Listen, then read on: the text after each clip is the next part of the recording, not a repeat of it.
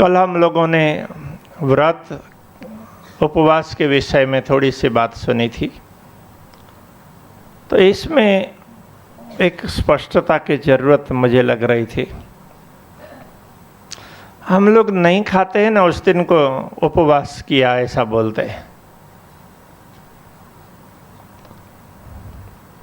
व्रत और उपवास में दोनों में थोड़ा फर्क होता है। व्रत होता है हमने कुछ नियम लिया कि चलो मौन रहने का नियम लिया, तो ये मौन व्रत हो गया।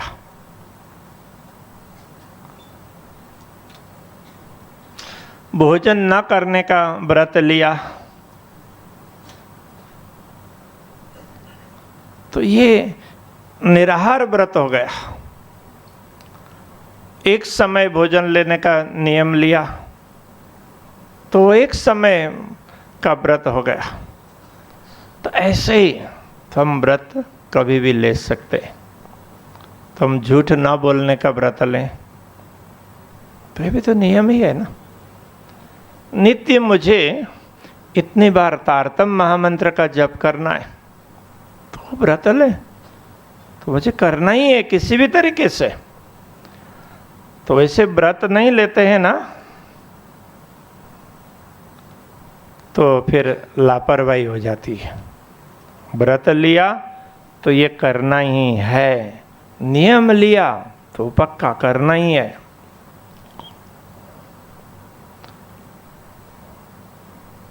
तो फिर हम उसमें टिक करके कर पाते हैं। बाकी मन तो क्या विकल्प ढूंढ लेता है।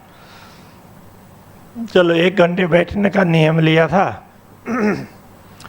तो आज पैर में थोड़ा सा दर्द है, जल्दी उठ लेते हैं, कल बैठ जाएंगे। तो ऐसे करते जाएंगे तो वो कल कभी आएगा नहीं, तकलीफ तो रोज ही आएगी। तो इस प्रकार से कोई भी नियम का हम संकल्प लेते हैं तो उसको व्रत कहते हैं। तो उपवास क्या है? तो उपवास थोड़ा सा अलग है। हम लोग जो मानते हैं नहीं खाया तो उपवास हो गया, तो ऐसा नहीं है। तो निराहार व्रत हुआ, आहार लिए बिना। कई लोग तो पानी पिए बिना भी व्रत लेते हैं।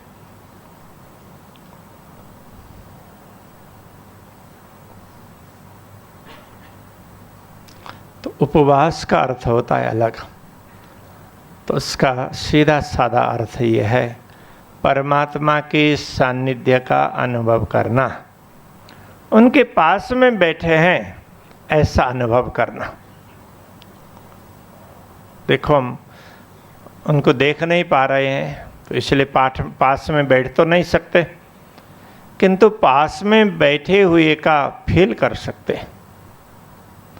तो वो फील करना, इसको उपवास कहते हैं। अब आप देखिए, क्या रोज उपवास नहीं हो सकता है? करे तो हो जाएगा। यदि आप उपवास का अर्थ ये लेंगे कि भोजन नहीं करना तो शायद रोज ना हो सके, किंतु उपवास का सही अर्थ करेंगे कि पूर्ण ब्रह्म परमात्मा के सानिध्य में रहना, ये तो रोज हो सकता है। हर पली, हर घड़ी, हर पल हो सकता है।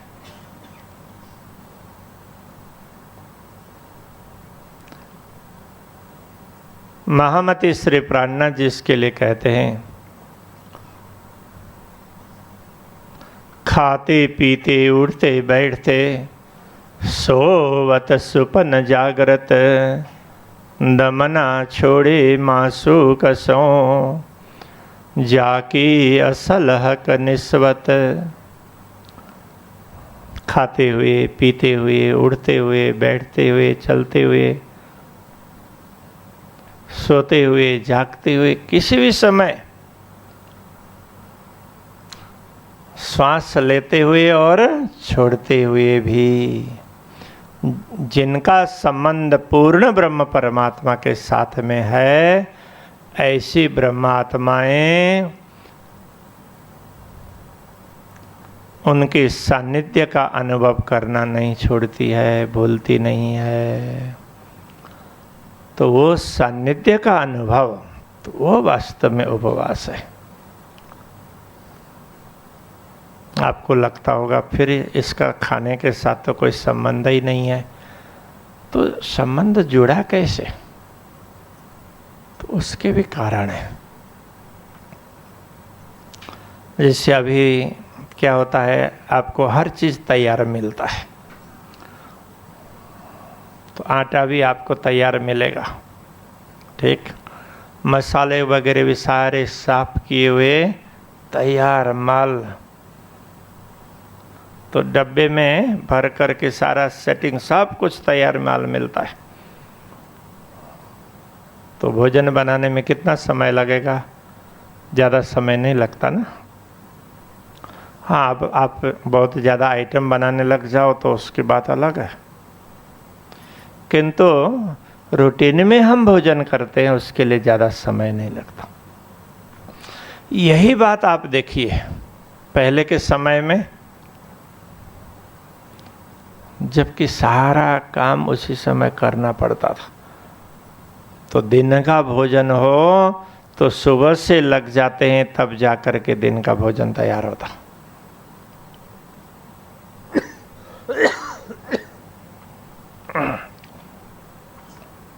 तो कितनी मेहनत करनी पड़ती? मेहनत बहुत करनी पड़ती ना।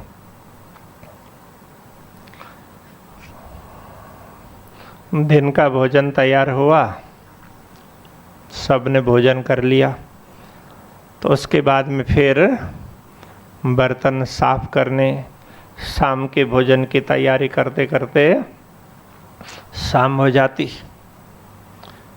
तो जो लोग भोजन की सेवा संभालते, विशेष करके तो अपने यहाँ पर तो ये सेवा बहनें संभालती है, तो उनको तो बेचारों को दिन भर भोजन बनाने में समय गया, तो वो कब भजन भक्ति करेंगे? तो महापुरुषों ने ऐसा निश्चित किया, कुछ समय अपने ऐसे निकाल लेते हैं कि जिसमें भोजन वोजन करना छोड़ दें, नहीं करेंगे तो बनाना ही नहीं पड़ेगा। तो सुबह उठे, उठने से लेकर के रात को सोए तब तक अब तो फुर्सत है, भक्ति खूब करेंगे, ज्ञान चर्चा सुनेंगे, जप करेंगे, तो परमात्मा के सानिध्य का अनुभव करेंगे। तो इसके लिए ये दूसरे कार्य सारे छोड़ करके इसमें बैठकर, तो फिर भोजन भी छूटा ना। तो इस तरह से भोजन के साथ इसका संपर्क हुआ। तो बाद में फिर लोगों ने भजन को तो याद नहीं किया और भोजन को याद किया, तो इसलिए क्या मान लिया, भोजन नहीं करना तो ये उपवास है। ऐसा नहीं, भजन करना ये उपवास है। तो भोजन करो या ना करो, भजन करो, तो भजन करना उपवास है। भजन और भोजन में थोड़ा सा फर्क है ना, तो ओकार देना पड़ता है, ये ज़्यादा हो गया। तो इसका अर्थ क्या हुआ, तो भोजन में ज़्यादा समय लगता है, ज़्यादा मेहनत करनी पड़ती है, तो इसके स्थान पर भजन में तो कम मेहनत से भी हो जाएगा। तो भजन तो ऐसा है, ये चलते चलते भी होता है, खाते पीते भी होता है, उठते बैठते भी होता है। हमेशा पूर्ण ब्रह्म परमात्मा का स्मरण हो जाए तो ये भजन, तो गोपियों को ऐसा ही तो होता था, इसलिए भक्ति में वो सबसे आगे रही है। उनका उदाहरण हमेशा दिया गया, तो हमेशा तो श्री कृष्ण चिंतन में लीन रहती है। तो काम करते हुए भी, काम करता अति घना, खिण नव छाड़ियो नेह।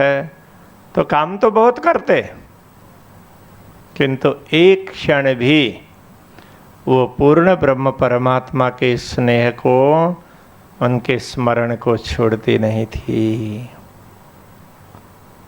तो हम लोग भी तो ऐसा कुछ कर सकते हैं, काम करें किंतु स्मरण करते रहे। कर से काम करो विधि नाना, मन रखियो जहाँ कृपा निधान। हम आज से काम करते रहें तो अपने मन को पूर्ण ब्रह्म परमात्मा के चरणों में लगाते रहें, तो ये हो सकता है। इसके लिए थोड़ा प्रैक्टिस करना पड़ेगा। तो इस प्रैक्टिस को ही साधना कहा है।